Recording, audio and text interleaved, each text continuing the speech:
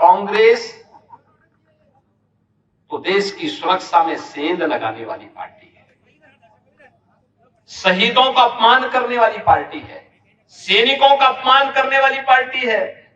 सरदार साहब को सम्मान नहीं दिया था कांग्रेस ने, और जब सरदार साहब ने संकल्प लिया था सोमनाथ मंदिर के पुनरुद्धार का, कांग्रेस के उस समय के नेतृत्व ने विरोध किया था। जब प्रथम राष्ट्रपति डॉक्टर राजेंद्र प्रसाद जी सोमनाथ मंदिर के प्राण प्रतिष्ठा कार्यक्रम में आ रहे थे, तब भी कांग्रेस ने विरोध किया था। भाइयों बहनों, आस्था का सम्मान भी नहीं कर सकती। अयोध्या में राम मंदिर का निर्माण हो ही इसलिए ही बाधित था क्योंकि कांग्रेस बैरियर के रूप में काम कर रही थी। ये देश के विकास का बैरियर भी है, आस्था के सम्मान का बैरियर भी है, बहन बेटियों की सुरक्षा का बैरियर भी है, और यह देश को समृद्धि के पथ पर अग्रसर करने का बैरियर भी कांग्रेस बनी हुई है। जब हम भारत की बात करते हैं तो हमारा भारत दुनिया की एक बड़ी ताकत बन रहा है। याद करिए 2014 के पहले कांग्रेस ने देश के अंदर अविश्वास, अराजकता और भ्रष्टाचार को इतना चरम पर पहुंचा दिया था कि देश के अंदर चारों ओर अराजकता का सा वातावरण था। राजनीति अविश्वास के दायरे से गुजर रही थी। जनमानस को शासन प्रशासन पे विश्वास नहीं रह गया था, और उन परिस्थितियों में गुजरात की धरती जो सदैव से संकट की साथी रही है,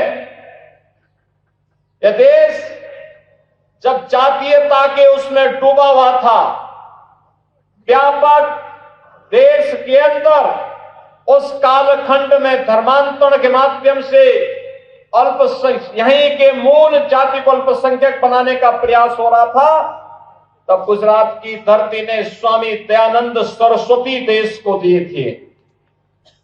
जब देश की आजादी की लड़ाई आगे बढ़ रही थी, लोगों के मन में लगता था कि अब ये देश कभी आजाद नहीं हो सकता, तब राष्ट्रपिता महात्मा गांधी गुजरात की धरती ने भारत को दिया था। देश की आजादी के बाद ब्रिटिशर भारत को कई टुकड़ों में बांटना चाहते थे। भारत की एकता कैसे होगी, जब ये एक चुनौती थी, तब लोक पुरुष सरदार वल्लभ भाई पटेल भी तो गुजरात की धरती ने देश को दिए थे, जो भारत के एकीकरण के शिल्पी बने थे। और जब भारत की राजनीति अविश्वास, अराजकता और भ्रष्टाचार की भेड़ चढ़ चुकी थी, तब गुजरात की धरती ने श्री नरेंद्र भाई मोदी को देश का प्रधानमंत्री देकर के भारत की राजनीति को एक नई दिशा देने का काम भी किया। आज इसी का परिणाम है कि वैश्विक मंच पर भारत की प्रतिष्ठा बढ़ी है।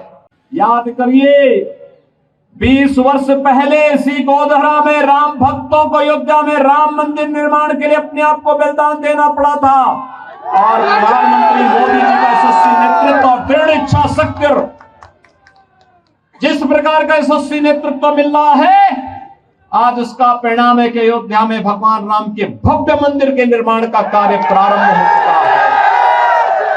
अयोध्या में भगवान राम का भव्य मंदिर भारत की आस्था का सम्मान भी है, और गोधरा के राम भक्तों के प्रति सम्मान का भाव भी है।